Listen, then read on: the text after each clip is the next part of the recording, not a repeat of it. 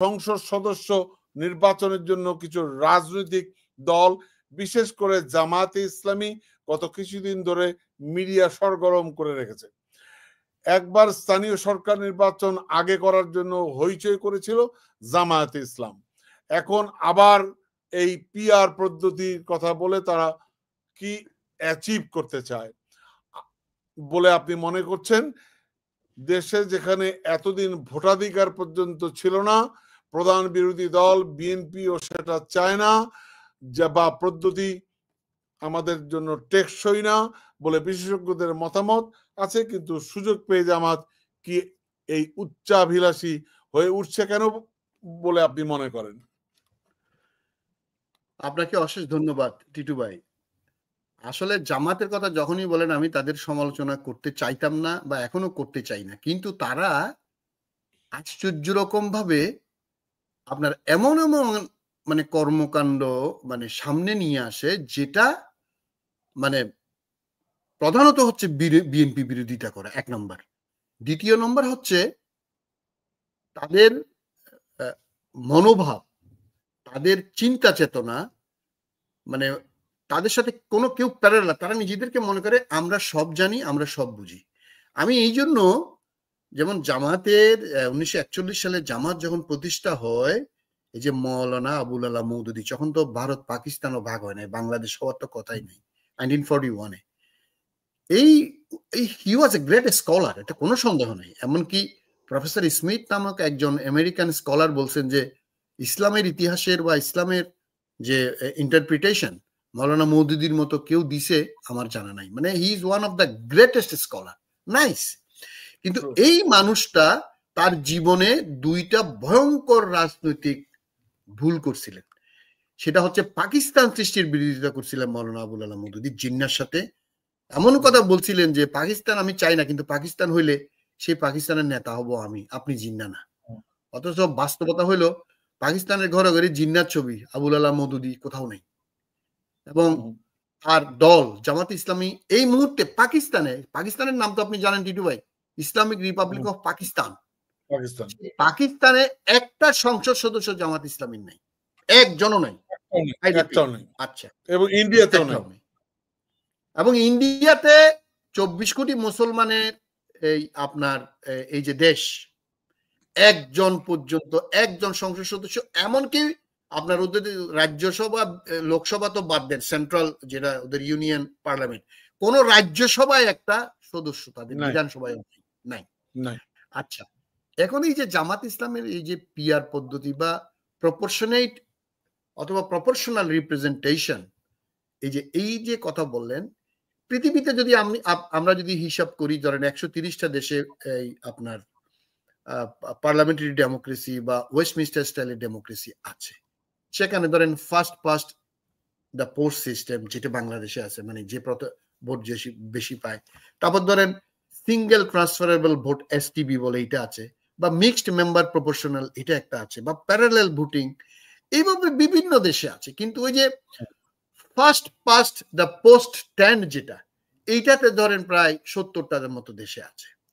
এখন আমরা বাংলাদেশের আমরা যদি 3টা দেশের কথা বলি, ধরেন আমরা ইংল্যান্ডের কথা বলি, পার্লামেন্টারি ডেমোক্রেসি যেখানে উৎপত্তি হয়েছে বা ওয়েস্টমিনস্টার স্টাইলের যে উৎপত্তি, সেখানে কিন্তু হাউস অফ কমন্স মানে হচ্ছে নিম্ন কক্ষ, যেটা এই কক্ষের কোনোদিন ছিল না, এখনো নাই এই পিআর পদ্ধতি যেটা জামাত ইসলামী বলতেছে। এটা আপনি তারপর আসেন আমাদের ভারতে নাই, ধরেন পাকিস্তানে নাই। এই তিনটাই কিন্তু আমরা, আপনি সেটা কলোনিয়াল আমাদের হেরিডিটি বলেন, যাই বলেন, আমরা কিন্তু এই ওয়েস্টমিনস্টার তো বাংলাদেশে ছিলই না, শেখ মুজিব এটা একদলীয় বাকশাল করছে। এই যে মিক্সড রিপ্রেজেন্টেশনের মতো, মানে আপনার আমি বলবো ইট ইজ টোটালি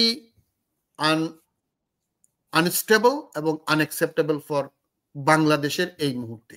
আচ্ছা, জামাত ইসলামী এটা কেন বলতেছে? জামাত ইসলামী বলতেছে এই জন্য যে সে মনে করেন 6% ভোট পাইল, ধরেন এখন 10%ই পাইল, তাহলে 3×10=30টা পাবে সে 300 আসনের মধ্যে। আচ্ছা, এখন বিএনপি বা আওয়ামী লীগ, আপনি দেখেন বাংলাদেশে তারা 41, 42, 43 বেশি পার্সেন্ট ভোট পায় নাই। তার মানেটা কি? তার মানে হচ্ছে ওরা 340-এ 120টা বা 130টা আসন পাবে, ইজ লেস দেন 151।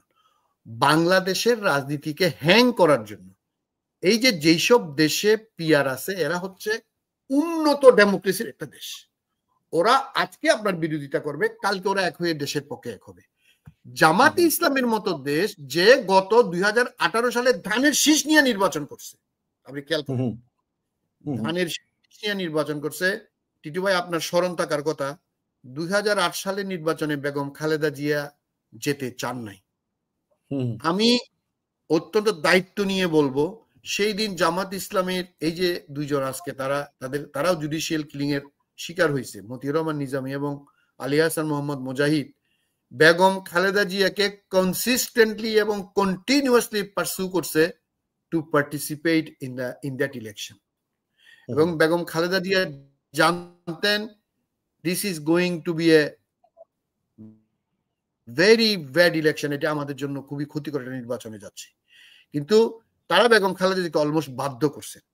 আজকে বাংলাদেশের ডেমোক্রেসি, তাদের জীবন, বিএনপি, বাংলাদেশের গণতন্ত্র সব ধ্বংস হয়েছে। এখন তারা বাংলাদেশে জামাতে ইসলামী বিরোধী দল হওয়া তাদের জন্য অনেক বেশি সম্মানের, অনেক বেশি।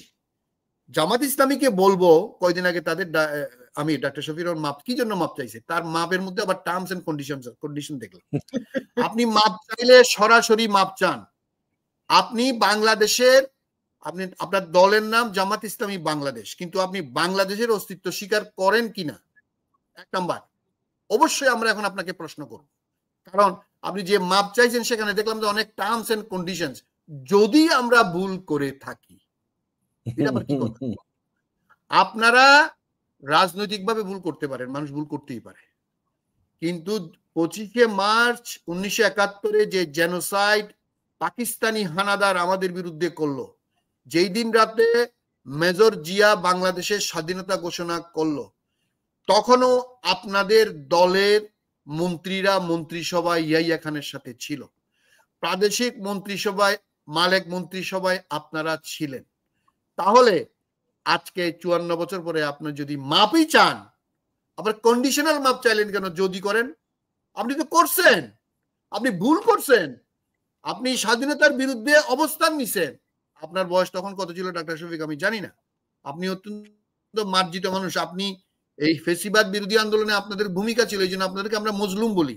কিন্তু আপনারা মাপ চাইবেন, আবার কন্ডিশনাল মাপ চাইবেন, উইদাউট পুটিং এনি কন্ডিশন। বাংলাদেশের মানুষ যদি আপনাদেরকে মাফ করে, করবে, সেটা বাংলাদেশের মানুষের বিবেচ্য। আপনি এতদিন চান নাই, কিন্তু চাইছেন আবার কন্ডিশনাল। আবার এখন প্রথমে চাইছেন স্থানীয় সরকার নির্বাচন। কেন? ইন্টারিম গভর্নমেন্টের কোনো নৈতিক অধিকার আছে স্থানীয় সরকার নির্বাচন দেওয়া, যদি জরুরি কোনো কিছু না হয়? Interim government being formed all the time, anywhere, everywhere in the world, to held a parliamentary election or a presidential election as per the country's political system. তাহলে এই যে হঠকারী কর্মকাণ্ড জামাত ইসলামী করতেছে, আপনি টিটু ভাই খেয়াল করেন, পাকিস্তানে কি করছে? পিটিআই কে ব্যান করছে। পিটিআই স্বতন্ত্রভাবে ইলেকশন করছে, স্বতন্ত্র ইলেকশন করে রাখান সবচেয়ে বড় বিরোধী দল। শুধু বিরোধী দল না, পাকিস্তানের পিপিপি এবং মুসলিম লীগ মিলে কিন্তু কোয়ালিশন চালাচ্ছে, কিন্তু একক দল হিসেবে পিটিআই তারা স্বতন্ত্র ছিল, তারা সবচেয়ে বড় আপনার রাজনৈতিক দল। এই যে সে পিআর পদ্ধতি চাচ্ছে, পিআর পদ্ধতি চাইলে সে কি, যদি একটা গ্রুপ স্বতন্ত্র হয়, যে আওয়ামী ফেসিবাদের তো কিছু ভোট তো এখনো আছে, কিছু ভোট তো এখনো আছে, তারপরে জাতীয় পার্টি আছে, তারপর তাদের লক্ষ হাজার কোটি টাকা চুরি করছে, এগুলা নিয়ে যদি তারা স্বতন্ত্র ইলেকশন করতে আসে, জামাত কি তাদের থেকে বেশি ভোট পাবে বলে আপনি মনে করেন? আমি তো মনে করি না। আচ্ছা, এই যে তারা এইসব হঠকারী সিদ্ধান্ত করে, এগুলা তাদেরকে আমি অনুরোধ করব, আপনারা দয়া করে এইসব রাস্তায় না বলে, ওই যে কমিশন করছে কমিশনে গিয়ে বলেন। এক, দ্বিতীয় হলো, আপনি যদি একদম একাডেমিক ডিসকাশনে আসেন পিআর পদ্ধতিতে, তাহলে বাংলাদেশের মোটামুটি এখন সংস্কার যা হচ্ছে, তারা আমরা দেখতেছি এটা দ্বিকক্ষ বিশিষ্ট পার্লামেন্ট হবে।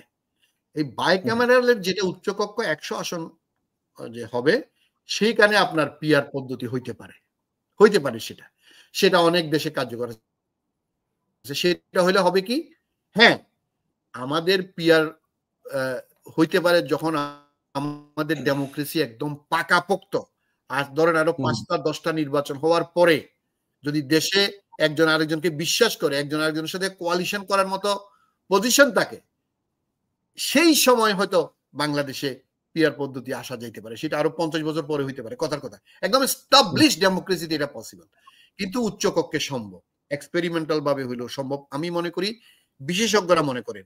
কালকে আমি এটা শুনতেছিলাম আপনার ডক্টর বদিউল মজুমদার সাহেবের একটা কথা মতিউর রহমান চৌধুরীর সাথে, উনি দেখলাম যে একই কথা বললেন যে হ্যাঁ এটা আমাদের উচ্চকক্ষে হতে পারে, কিন্তু নিম্নকক্ষে বলা আমি মনে করি it is very dangerous for our democracy.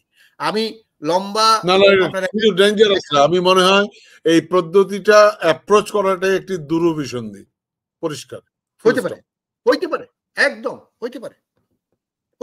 কারণ প্রশ্ন হচ্ছে যে আপনার যদি মুরাদ না থাকে, আপনার যদি ইলেকশন করার মুরাদ না থাকে, তাহলে আপনি পিআর পদ্ধতি যাবেন।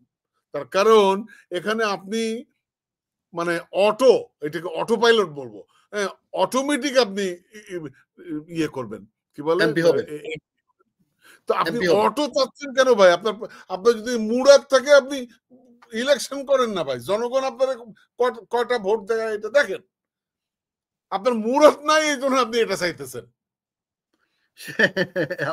আপনার সাথে দুরভিসন্ধি হইতে পারে, দুরভিসন্ধি একদম পরিষ্কার, একদম বললাম তো, এটা একটা দুরভিসন্ধি, একদম ফুল স্টপ, এর বাইরে আর কিছু নাই। না, জামায়াতের এটা বাড়াবাড়ি বলে আমি মনে করি। আর আরেকটা কথা হচ্ছে, প্রধান রাজনৈতিক দল আপনি বিএনপি তো আপনার তার মার্কা নিয়ে আপনি নির্বাচন করছেন 2018 সালে। আপনি যদি পিআর পদ্ধতি সত্যিকার অর্থে চান, বিএনপি ছাড়া কি আপনি এটা করতে পারবেন না। আজকে আমি তারেক রহমান সাহেবের বক্তৃতা শুনলাম, উনি অত্যন্ত মার্জিত ভাবে তাদেরকে বলছে আমাদের দেশের জন্য কি এটা প্রযোজ্য, আপনারা কি একটু দ্বিতীয়বার বিবেচনা করে দেখবেন। জামাতে ইসলামীকে তো এটা একটা রেজিমেন্টেড দল, কমিউনিস্ট পার্টির মতো। আমি জানি না আপনি যে দুরভিসন্ধি বললেন, আমি সেই শব্দটা ব্যবহার করতে চাইছিলাম না, আপনি বলছেন। আপনি যদি ভিন্ন অর্থে করেন, আসলে এটা দুরভিসন্ধি। বাংলাদেশের নির্বাচন পিছিয়ে দাও, বাংলাদেশের নির্বাচন বিঘ্নিত করার জন্য তারা এগুলো করছে। এবং শুধু তাই না, আপনি শুধু তাই না, তাদের এই যে আপনারা বলেন বট বাহিনী না কি বাহিনী বলেন, মানে হয়তো লেখাপড়াও জানে না, দেখলাম যে হাজার হাজার এগুলো শেয়ার করতেছে, মানে পিআর পদ্ধতি। আরে ভাই, তুমি পিআর পদ্ধতি বুঝো, আগে বুঝার চেষ্টা করো। পিআর পদ্ধতি যেসব দেশে এস্টাবলিশড, তাদের ডেমোক্রেসি কি জানো? পিআর পদ্ধতির 14 রকমের পিআর পদ্ধতি আছে। আমি কি এক্সপেরিমেন্ট করার সময় আছে? আমার দেশে ভোটাধিকার নাই, আমার জীবন নাই, আপনি আছেন পিআর পদ্ধতি লইয়া। মানে সুযোগ